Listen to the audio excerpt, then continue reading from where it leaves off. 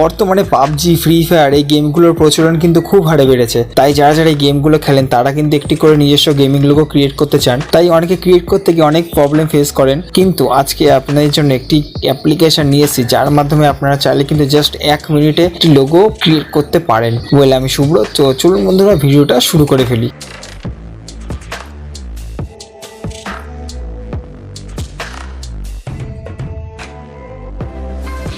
বন্ধুরা, আমরা প্রথমে মোবাইল স্ক্রিন চলে আসবো এবং প্লে স্টোর অ্যাপটিকে এখান থেকে ওপেন করে নেবো এবং সার্চ মারবো ই স্পোর্টস লোগো মেকার। তো এই অ্যাপটি আপনারা ইনস্টল করে নেবেন। আমার অলরেডি ইনস্টল আছে, তো আমরা এখান থেকে এটা ওপেন করে নেবো। তো ওপেন করার পর দেখুন এখানে ইন্টারফেসটা কি আছে।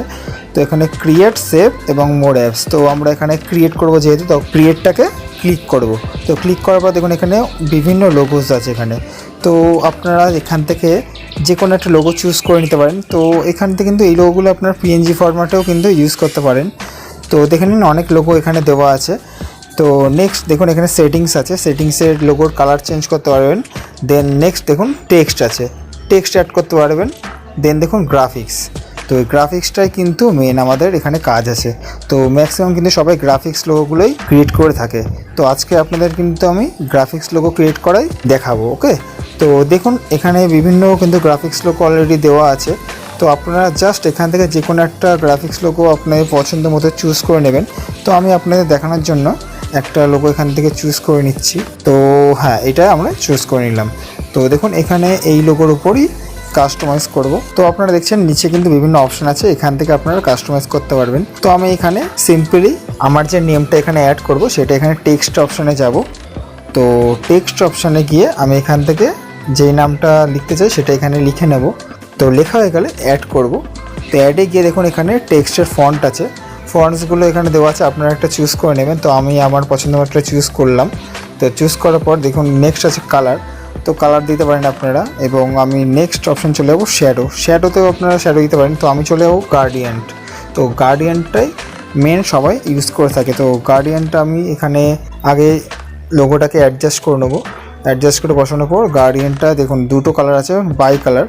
তো এখানে মাল্টি কালার হিসাবে ওপরে এবং নিচে দুরকম কালার হবে। তো আপনারা যেটা কালার পছন্দ মতো চুজ করে নেবেন।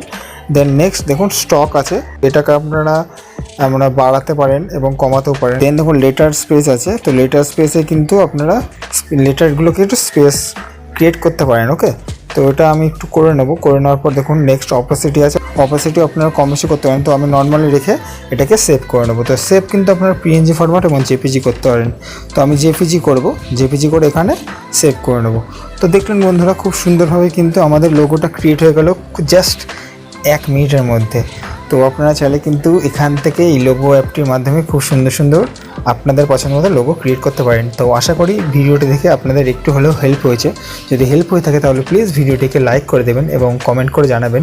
এবং যারা যারা নতুন এসেছেন তারা চ্যানেলটিকে সাবস্ক্রাইব করে পাশে থাকা বেল আইকনটিকেও ক্লিক করে দেবেন। তো আজকের মতো বিদায় নিলাম। আপনারা ভালো থাকুন, সুস্থ থাকুন। তো বাই।